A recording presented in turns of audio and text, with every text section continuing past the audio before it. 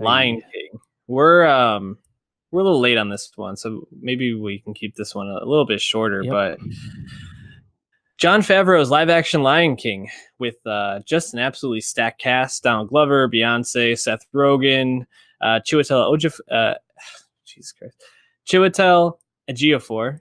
Is that Yep. right? Billy Edgeofor. Eichner, Yeah. yeah, John Both are. Oliver, Keegan Michael Key, Eric Andre. I don't have the kids' names written down here. Do you have them there? Um, Just give them a uh, shout out isn't it the kid from from us. Us? Yeah. So JD McCrary, McCrary is and Simba. then Who's young where's the little Nala? girl? Man, I had it right there and it just went away. Oh yeah, Shahadi Wright Joseph, who's Yes. in Us. Yeah. Yeah, and Shout out to her. fantastic. She's She's killing great. it. Um, yeah. So again, Big Little Lies. I kind of premise this, but did we need this movie? Sitting at 53% Rotten Tomatoes. And it's the same question we have for all these live action remakes. Did we need this? Where do you stand, Dave? Let's start there. Here's the thing: Beauty and the Beast remake, even Aladdin, which surprised us this year. Those movies at least endeavor to change things or add to the story in such a way that that didn't feel like a carbon copy, and thus I was more okay with it. I feel like if you're of the frame of mind that all these remakes are a waste of time, make something else instead. You can't then also be a stickler for sticking to the source material. So Right. thus, I always had an open mind about Will Smith, and I actually liked what they did with him in Aladdin. Right. The problem with The Lion King is, when me carrying this frame of reference, is they managed to change virtually nothing, yet making the movie 30 minutes longer in the process. And the whole time I'm just watching this, and I mean, we all know what's going to happen. We know the beats. That's fine. Mm-hmm. But perhaps it's the animation, which on itself is fucking gorgeous and Yep. incredibly impressive. It's a technological masterpiece for sure. But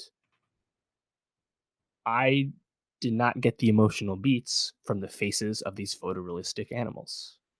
Thus, nothing was really landing for me. And if the emotional beats of animals talking aren't landing for you, I don't know what else the movie can do for you, because almost all the songs are truncated from the original version, despite the movie being longer. We don't really understand how that happened. And arguably the best part of the original Lion King, Scar, with Jeremy Irons, the performance from Ejiofor, I think, is strong in a vacuum. He has a rich voice, Mm-hmm. but Scar, the original Scar, is just much more flamboyant. I think Irons, who's just a capital T thespian, just really brings it. Such a memorable performance and characterization. And Scar just felt just more down the middle villainous this time around. Like, yes, there are some more sentences spoken about his dislike of his older brother Mufasa being in the movie. And I saw some people saying, "Oh, well, we understand Scar's motivations more now. This movie's better for that." That voice. But the performance is not as strong. Yeah, man. And If you're doing Scar, just to cut you off real quick, if you're doing Scar and you don't do like a really serious like "Long live the king" and you shorten it to "Long live the king" and just hit him in the face, like you really just you're missing the point. right. And again, I'm not telling you to carbon copy. By all means, make changes like the swipe right that you just referenced. Mm-hmm. But just like Scar's design is different. I Yeah. thought Scar's design was cool. Yeah. Um, Rafiki, some changes with that with his staff and stuff. Fine, whatever. But I just don't think the emotional beats really hit at all. And another thing I really noticed too, watching this time around, you're with the kids a lot, man. We don't really Mm-hmm. get the adults that much. Meaning, you don't get a lot of Donald Glover and Beyonce. And then when I'm watching, I'm like, oh, wait a minute. I'm not liking Donald Glover and Beyonce's performances with this at all. I thought DG was pretty Reading the mediocre, and lines. yeah, and Beyonce was just. I just felt like she wasn't given the right direction to fit where they were going, and Can I make an assumption for you that your three favorite performances were probably Billy Eichner as Timon, Seth Rogen as Pumbaa, and John Oliver as Zazu?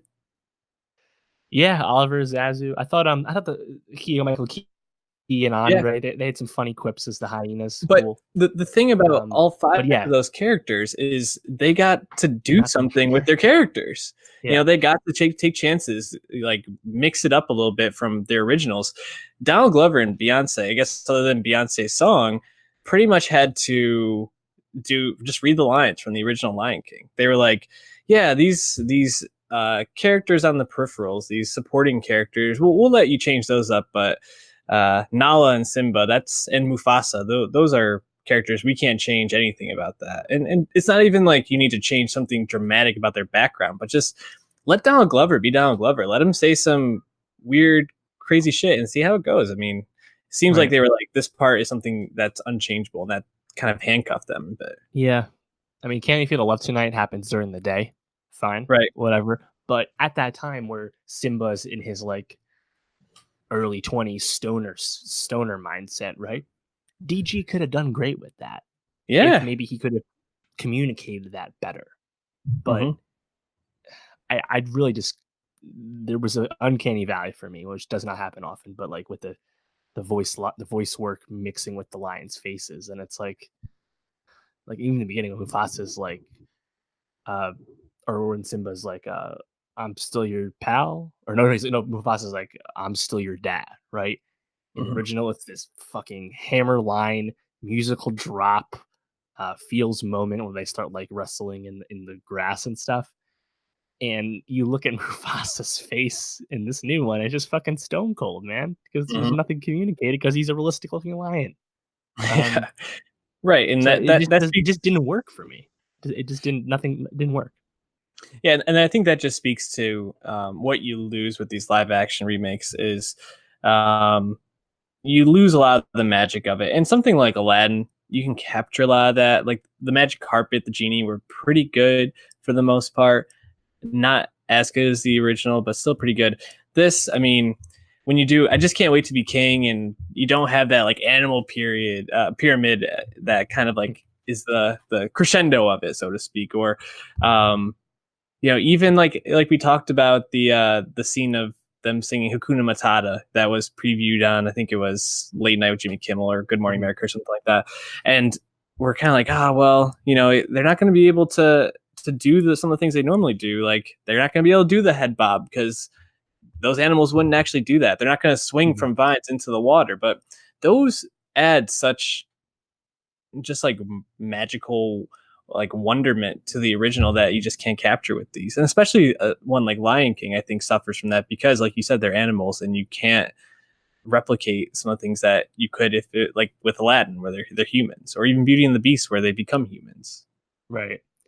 Yeah, and I mean, I think like most of you, I was really blown away by Billy Eichner as Yep. Timon. Totally takes it over. Fantastic, and the "Be Your Guest" uh, cameo joke, uh, fucking choice, and Yep. Rogan as well as Pumbaa. Really played off Eichner well, and he did some of those classic understated deliveries that he does when he's like in call and response, and they were both great. But it's a problem when those are the people blowing you away because those are supporting characters that don't show up until the end of Act Two, Hmm. and it's just man, I'm just watching it again because I watched the damn near all of the original Lion King on YouTube because most of the movie is on YouTube and the clip channels and stuff. What stood out to me was the gorge scene, shocker, but like in the beginning of it when Scar runs to Mufasa and he like feigns, obviously like desperation and fear when he's telling him what's happening. The faces on Mufasa and Scar really communicate that Sell it. emotion. Yeah. Right. And when that happened this time around, there's nothing. I know I've said this 10 times already, but like I just can't feel anything. So it's the first of these remakes where I'm like, it's hard to find much redeeming about it. And I didn't actually expect. I thought this was arguably the safest of all the remakes, but I guess I didn't factor in the animal faces of it all.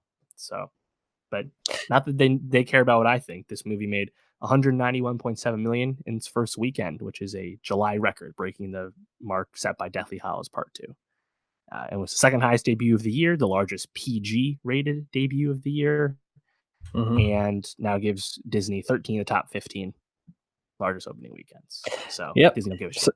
So far, it's grossed what 350.8 million in North America. Is that right? Yep. Yeah. And then That's like right with Spider-Man already. yeah, and it's close to a billion.